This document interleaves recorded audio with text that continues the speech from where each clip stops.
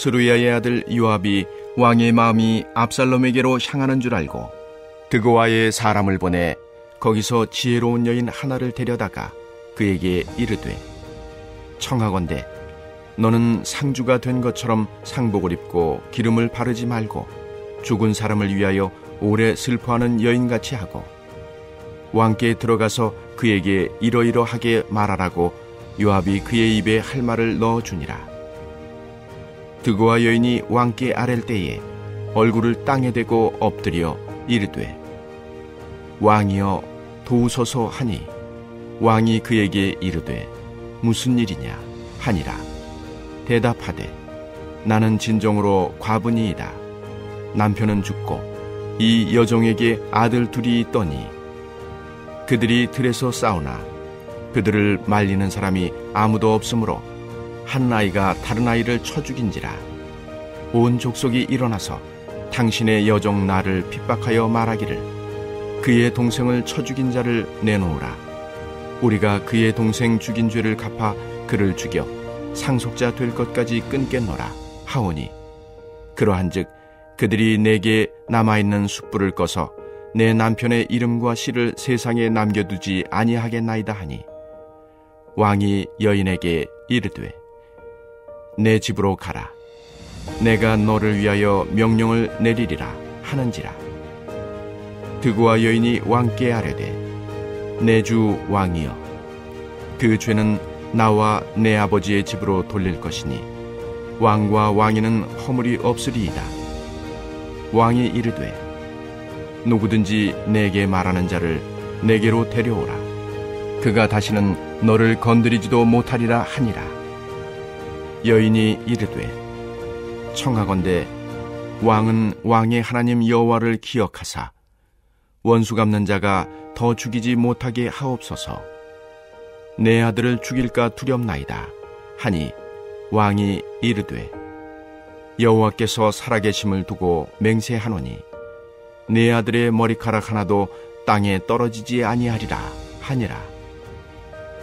여인이 이르되 청하건대 당신의 여종을 용납하여 한 말씀을 내 주 왕께 여쭙게 하옵소서 하니 그가 이르되 말하라 하니라. 여인이 이르되 그러면 어찌하여 왕께서 하나님의 백성에게 대하여 이 같은 생각을 하셨나이까? 이 말씀을 하심으로 왕께서 죄 있는 사람같이 되심은 그 내쫓긴 자를 왕께서 집으로 돌아오게 하지 아니하심이니이다. 우리는 필경 죽으리니 땅에 쏟아진 물을 다시 담지 못함 같을 것이오나 하나님은 생명을 빼앗지 아니하시고 방책을 베푸사 내쫓긴 자가 하나님께 버린 자가 되지 아니하게 하시나이다. 할렐루야. 오늘도 말씀이신 하나님을 깊이 만나는 모두가 되시기를 주님의 이름으로 축원합니다. 오늘 우리가 읽은 본문은 압살롬이 한 배에서 난 누이 동생 다말의 복수를 거행함으로써 형 암논을 죽이고 아람 왕국의 그술 땅으로 도망을 갔고 3년이 지난 상황입니다. 아무리 악한 짓을 한 아들이라도 아버지 다윗의 마음엔 늘 압살롬에 대한 그리움이 있었습니다. 특별히 다윗이 다른 아들보다 압살롬을 사랑했다는 증거는 성경의 곳곳에 나옵니다. 암논이 죽었기 때문에 왕이 계승자이기도 했고요. 또한 25절에 보면 압살롬에 대한 이렇게 표현되어 있죠. 온 이스라엘 가운데 압살롬같이 아름다운 자가 없었다. 흠이 없었다. 머리끝부터 발끝까지 그렇게 흠이 없었다고 기록한 것을 보면 특별하고 탁월했던 것 같습니다. 그런 압살롬을 다윗은 더 많이 좋아했던 거죠. 그 아들이 많이 그리웠던 것입니다. 1절, 2절 한번 읽어보겠습니다. 스루야의 아들 요압이 왕의 마음이 압살롬에게로 향하는 줄 알고 드고아의 사람을 보내 거기서 지혜로운 여인 하나를 데려다가 그에게 이르되 청하건대 너는 상주가 된 것처럼 상복을 입고 기름을 바르지 말고 죽은 사람을 위하여 오래 슬퍼하는 여인같이 하고. 아멘. 다윗 옆에 있던 요압 장군, 그 요압 장군은 다윗이 압살롬을 향한 그 그리움을 잘 알았죠. 그 간절함을 알고 한 가지 방안을 구상합니다. 자신의 고향에 한 지혜로운 여인을 부르는데 여기에 지혜는 간교함이라고 해석하는 것이 맞습니다. 요압은 간교한 한 여인을 매수하죠. 그리고 한편에 연기를 하게 합니다. 요압이 직접 의상을 구해주기도 했고 대사까지 기록하고 숙지를 시킵니다. 여러분, 이렇게 요압이 하는 행동을 보면 다윗 왕을 끔찍히 생각하는 것 같아 보입니다.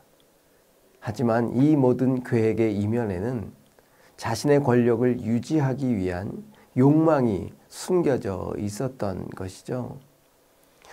그 욕망, 훗날 성경을 읽어보면 압살롬을 죽이지 말라고 하는 다윗의 간곡한 부탁에도 불구하고 요압은 압살롬을 죽입니다. 그리고 다윗이 죽을 때가 가까이 왔을 때 아노니아가 반란을 일으키잖아요. 그 반란을 일으킬 때 가담해서 솔로몬을 대적하는 모습에서도 그 욕망이 고스란히 드러납니다.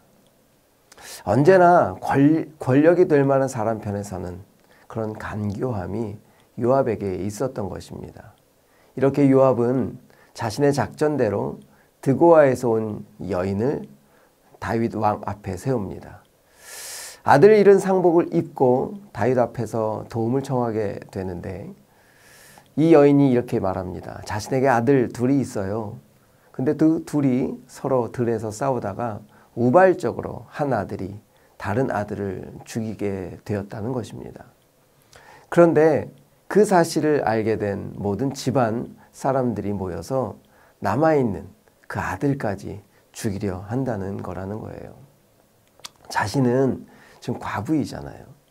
그리고 남은 아들 이제 한 명이고 그 아들은 상속자인데 상속자까지 끊으려 하는 이 집안 사람들의 처사는 부당하다는 것입니다. 이것을 도와달라는 것이죠.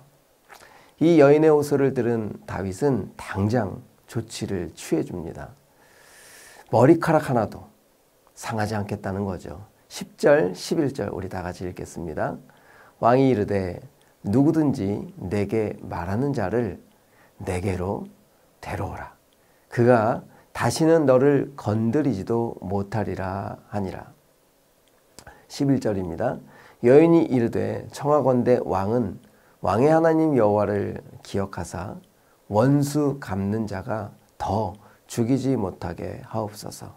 내 아들을 죽일까 두렵나이다 하니 왕이 이르되 여호와께서 살아계심을 두고 맹세하노니 내 아들의 머리카락 하나도 땅에 떨어지지 아니하리라 하니라. 아멘.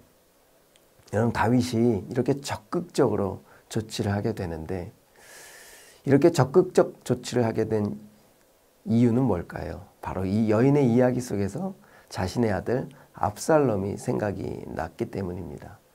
머리카락을 강조하면서 이 머리카락은 압살롬의 대명사잖아요. 그러니까 이 이야기를 통해 자신의 아들 압살롬을 살인자가 아닌 아들로서 다시 궁으로 데려올 것을 시사하고 있는 것입니다. 네, 여러분, 이 여인의 지어낸 이야기를 잘 들어보면 압살롬과는 좀 전혀 다르잖아요. 이야기 속의 두 아들은 우발적 사고였다면 압살롬은 계획적 살인이었습니다. 또 이야기 속의 이 남은 아들은 유일한 상속자였지만 다윗에게는 다른 아들들도 있었습니다.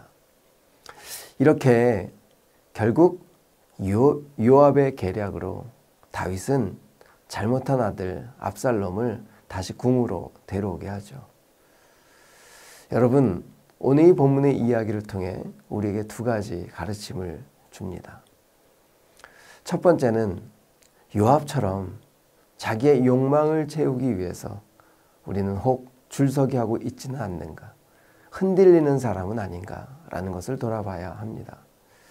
여러분, 우리는 어떤 사람입니까? 욕망이 아닌 사명으로 사는 자들입니다. 내 욕심을 위해 사는 자가 아니죠.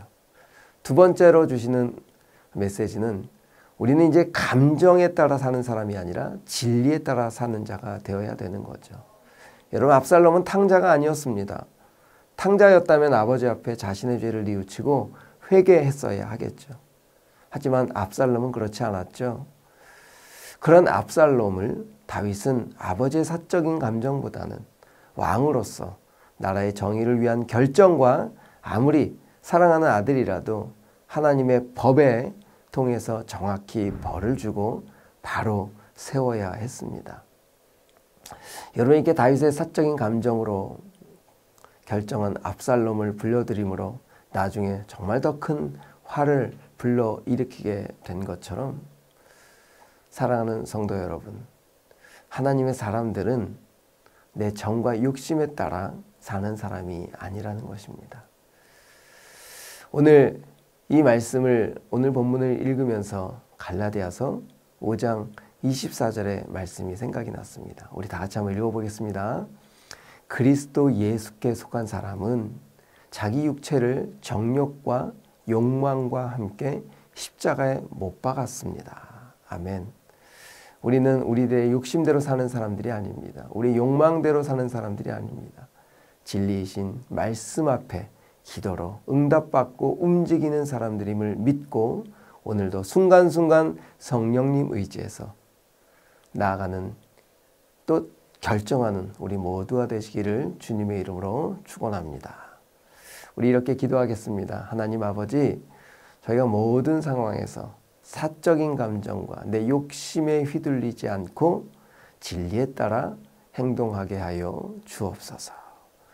또 두 번째로 우리 오늘 이 아침에 기도할 제목은 전반기 신앙 강좌들과 또 예배자 학교들을 통해서 우리 온 교회가 예배의 뜨거움을 회복하고 또한 성령님의 강한 역사를 경험하게 하여 주옵소서. 이렇게 두 가지 기도 제목 놓고 우리 다 같이 기도하며 나아가겠습니다.